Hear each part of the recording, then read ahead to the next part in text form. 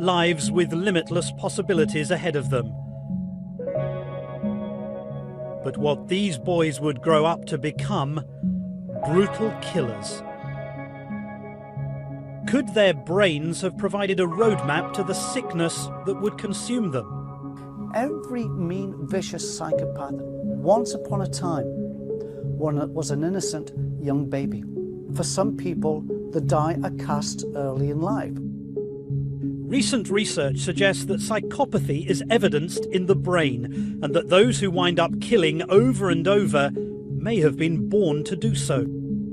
It's only recently, with the advent of molecular genetics and brain imaging techniques, that we've been able to peer into the minds of murderers really for the first time. Headed for death row, where I sat down with a 45-year-old man who could arguably have one of the baddest brains in America.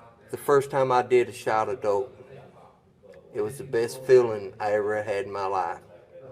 And the first time I killed somebody, it was such a rush. And it was just like that shot of dope. Every time I did it, it was that rush again. And I started chasing that high. Tommy Lynn Sells was once a little boy growing up in St. Louis, but around the age of 14, he says he became addicted to killing. How many people have you killed? Lord, I don't know. I don't know. 10?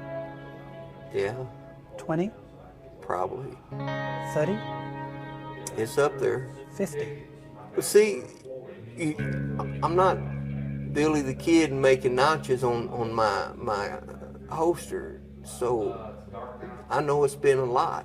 Psychopaths are individuals who lack conscience, they lack remorse, they lack guilt. That's one of the reasons why they terrorize society so much.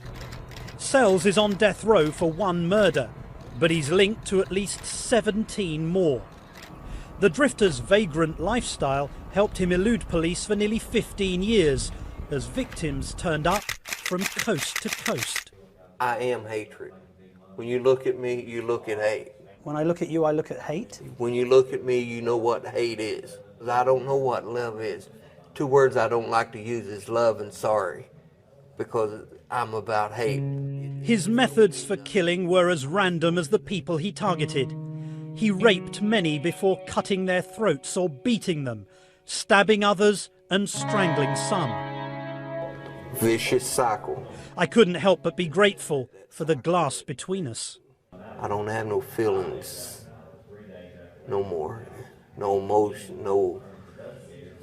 They showed much poorer. Dr. Adrian Rain has studied the brains of people scientifically determined to be psychopaths. One of the key differences that we find in the brains of psychopaths is that there's a structural impairment to part of the brain called the amygdala. This is a part of the brain very much involved in the generation of emotion.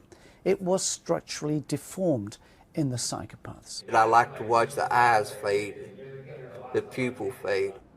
What do you like about that? It's just like setting their soul free.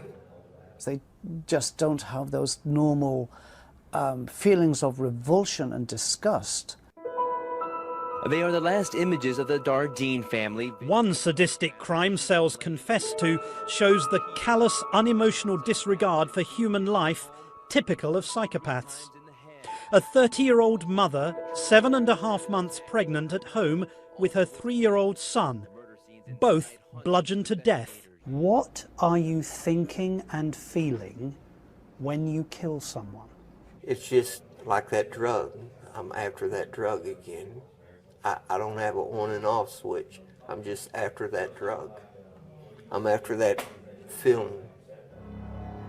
During the beating, Eileen Dardeen went into spontaneous labour, giving birth to a daughter who investigators believed to be alive at the time. The new baby was also beaten to death, and the body of Dardeen's husband turned up a day later, shot 3 times in the head. I wonder if you could just tell me what happened as you were killing her. Did she give birth to a baby? You know, you're pushing your luck. I'm sorry. Let's not get into blood and guts, because that's what you're trying to get into. Sells blames much of his murderous rage on sexual abuse. He says